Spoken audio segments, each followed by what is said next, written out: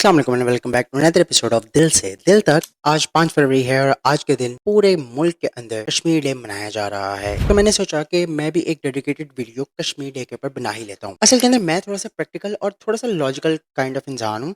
तो मुझे as a whole अपनी कंट्री से और बहैसियत इस कंट्री के being citizen of this country, मुझे अपनी स्टेट से, अपने इदारों से, अपने मुल्क से, अपनी कौम से और इसकी आवाम से कुछ सवालात थे और मेरी कुछ कन्फ्यूजन्स थी। एंड आई होप कि अगर आप लोगों में से कोई मेरी इन कन्फ्यूजन्स, मेरी इन सवालात के जवाब दे सके, वो भी कमेंट्स के अंदर अपने आंसर्स लिख सकता है। और अगर आप मेरे किसी भी क्वेश्चन या किसी भी स्टेटमेंट से रिलेट कर पाते हैं तो आप भी कमेंट्स में ज़रूर लिखिएगा। मेरा मकसद किसी को भी नाजायज़ करना नहीं है, एक पॉजिटिव एस्पेक्ट के अंदर रहते हुए सिर्फ मेरा ये एक ज़ाती पॉइंट ऑफ व्यू है जो कि मैं आप लोगों के साथ शेयर कर रहा हूँ। जो मेरा फर्स्ट पॉइंट है वो ये है कि मुझे ये समझ नहीं आती कि यार कि कश्मीर डे के ऊपर पूरे मुल्क को छुट्टी करने की क्या ज़रूरत होती है, और क्या अगर पूरा मुल्क जो है वो हर साल छुट्टी करके, हड़ताल करके और सड़कों के ऊपर रैलियां निकाल के अपने मुल्क को प्रॉपरली शट डाउन करके क्या हम इंडिया से कश्मीर ले सकते हैं? लाइक लिटरली हम उस मुल्क की आवाम है जिसके फाउंडर ने अपनी ज़िंदगी के आखिरी 15 साल हर रोज लगातार 16-16 घंटे काम किया without having any kind of holiday. ते साडी ते छुट्टियां ही नहीं मुकदियां। अब देखें ना, मैंने तो अपने गिर्द, अपने सोशल सर्कल्स के अंदर, अपने खानदान वगैरह में यही देखा है कि अगर चार बंदे मिलकर बैठ के बात कर रहे हो ना किसी भी टॉपिक के ऊपर या किसी भी मौजू के ऊपर कोई भी बात छिड़ी हो, तो सुनी उसी बंदे की जाती है कि जिसकी या तो जेब भारी हो या जिसके पास तालीम, नॉलेज, इल्म इस चीज़ का जेवर हो। तो पैसे तो हमारे पास वैसे ही नहीं है, पूरी दुनिया को ये पता है। और तालीम के नाम पे हमारे पास सलीम है। अब जैसे कि बड़ी बड़ी कंट्रीज़ हैं, जैसे कि इंडिया हो गया, यूएसए हो गया, जापान हो गया, इवन के आपके नीदरलैंड्स, कुवैत, वियतनाम, ये सब या तो फाइनेंशियली स्ट्रांग हैं या अपनी अपनी नेशन के अंदर इल्मी और तालीमी तौर के ऊपर स्ट्रांग और मजबूत हैं, जिसकी वजह से अगर ये यूएनओ के अंदर जाके या किसी भी बड़े पब्लिक इंटरनेशनल फोरम के ऊपर जाके कोई भी बात रखते हैं, कोई भी स्टेटमेंट रखते हैं, तो इनकी सुनी जाती है। अगर आपको यकीन नहीं आता तो मैं आपको एक रीसेंट वाक़या बता देता हूँ जो कि 2024 के लास्ट क्वार्टर के अंदर पेश आया।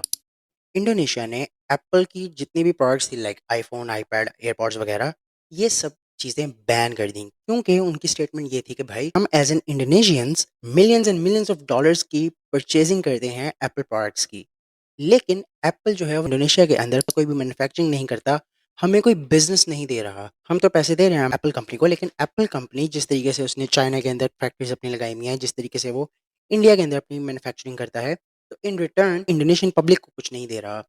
जिसकी वजह से इस बैन के लगते साथ ही $100 मिलियन की एक investment agreement instantly Apple company की तरफ से इंडोनेशियन गवर्नमेंट के साथ साइन किया गया।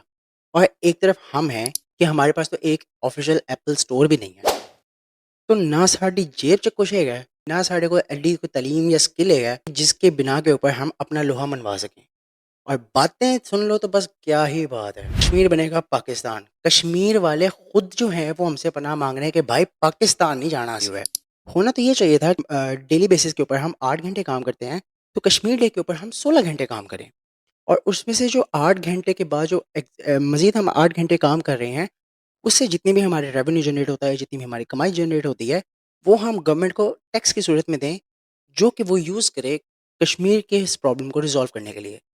लेकिन असी बस हवा में गल करांगे, असी कुछ नहीं करना। हमारी तो 12 सवा 12 बजे जो है सुबह हो रही होती है हमारी, उठ के जो घर वालों को जो है कुछ सौदा सब्जी वगैरह ला के देते हैं। इतने में जो है वो 1 डेढ़ बज जाता है। 1 डेढ़ बजे जो है वो फिर हमें याद आता है, ओहो बच्चों को स्कूल से वापस ले लें। बच्चों को स्कूल से लेकर आते हैं और उसके बाद जो है वो हम जाके अपनी कारोबार पे बैठते हैं, दुकान वगैरह पे खोलते हैं। और जैसे ही दुकान खोल के सफाई वगैरह करके हम अभी जस्ट बैठे ही होते हैं कारोबार स्टार्ट करने के लिए, तो फ़ौरन ही ज़ोहर की अज़ान हो जाती है। फिर दुकान बंद करके ज़ोहर की नमाज़ पढ़ने जाते हैं। ज़ोहर की नमाज़ पढ़ने के बाद याद आता है कि यार हुन पेट पूजा तो फिर कम दूजा। फिर हम जो है वो खाना खाने जाते हैं। खाना खाने की ब्रेक के बाद 1-2 घंटे का कारोबार जो है वो करते हैं, उसके बाद फ़ौरन से पहले हो जाती है असर की न अज़ान। हम असर की नमाज़ पढ़ने जाते हैं। 1 डेढ़ घंटे तक हम कारोबार वगैरह करते हैं। मगरिब की अज़ान हो जाती है। मगरिब की नमाज़ पढ़ने के बाद जो थोड़ा बहुत कारोबार करते हैं और फिर फ़ौरन से पहले जो है वो हमें डिनर आ जाता है। डिनर के बाद इशा की अज़ान, इशा की नमाज़ पढ़ते हैं।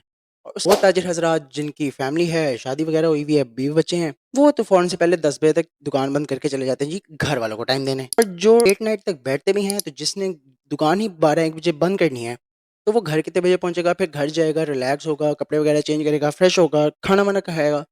कोई टीवी पे एक आधा बुलेटिन देखेगा या यूट्यूब पे कोई एक आधी वीडियो, कोई मूवी शो भी देखेगा और देखते-देखते उसको हो जाएगी फजर। फिर वो कहेगा यार फजर पढ़ के ही सोता हूँ।